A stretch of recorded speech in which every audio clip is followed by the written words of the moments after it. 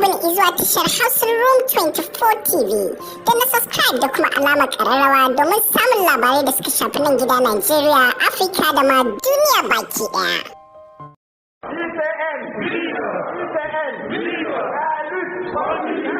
A yayin taron da ya haɗa dukkan manyan shugabannin ƙungiyoyin ma'aikatan ƙwadago mambobin gamayyar ETN waɗanda suka haɗa da CNT da USTN da USPT da CJSL Niger sun ce babu ƙarshen gaskiya a game da hujjar da gwamnatin Niger ta bayar wajen ƙarin farashin man diesel a ƙasar wanda ya tashi daga dala 100 da dala 7 da tamma guda na sefa zuwa dala 133 da tamma 3.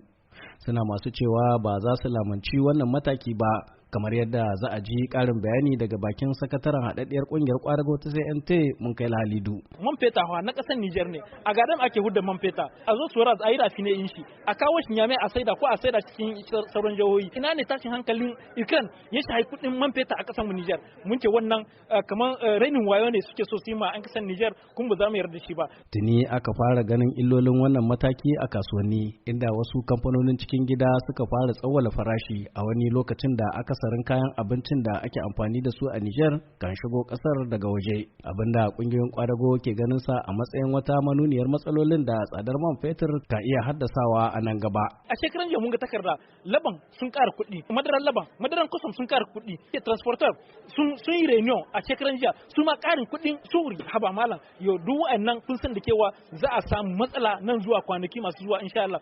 Shekarun bayan nan damana ba damanan kirki muke nan ga samu ba, kenan babu abinci a kasar Niger, abinci daga waje ake kawo shi. Yau an kara kuɗin man feta, yau ai wayanda za su kawo su ma dole ne su yi ƙari bisa abubuwan da za su kawo. Dan shine muka ce ba za mu yarda ba tunda zanken na man feta inna ba zanke ne da ya shafi wani ƙasa ba, zanke ne na ƙasar Niger. Sakamakon lura da dukkan waɗannan abubuwa ya sa kawancan ƙungiyoyin kwadago na ETN gargaɗin mahukuntan Niger su gaggauta janye matakin ƙarin farashin gazuwal ko kuma man diesel, kamar yadda sakataren haɗaɗɗiyar ƙungiyar ƙwadago ta USPT Kemu Yahaya ya bayyana. Wannan gwamnatin ba ta damu da hali wanda 'yan ƙasa suke ciki ba. Mu abin ya ba mu mamaki tunda lokacin da muke gwagwarmaya na ganin cewa an rage kuɗin wannan man fetur sai muka ji wannan gwamnati ta ɗauki matakai na ta ƙara kuɗin man fetur.